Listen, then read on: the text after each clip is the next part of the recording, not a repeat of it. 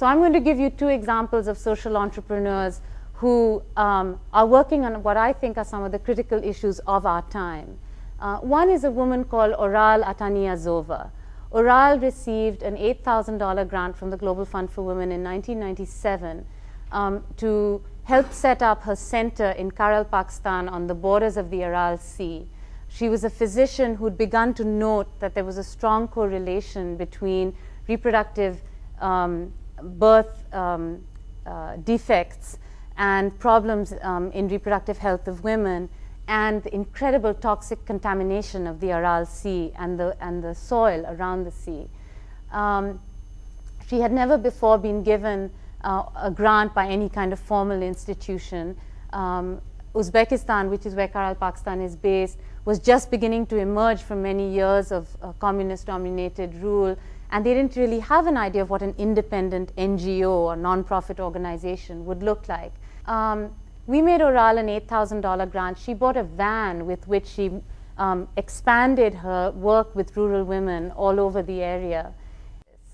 In 1995, an organization of Mongolian women lawyers had come to the Global Fund for Women, asking for a $4,000 grant to spend a year traveling around the country of Mongolia, which was going to have its first open and free democratic elections.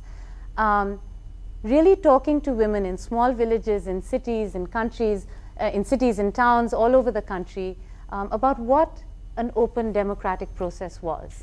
What was a ballot? No, your husband didn't have to come in and vote with you. No, your brother didn't have to know who you were voting for. Yes, you could actually check the box of the party that you really believed would make a difference. And they had spent a year basically going around the country talking to women about what the process of democratic engagement and participation in an election would be like. And the Prime Minister was writing to tell me that women had showed up, 78% of all eligible women voters voted in that very first election. And they voted overwhelmingly against the Communist Party and for the first democratic government in Mongolia.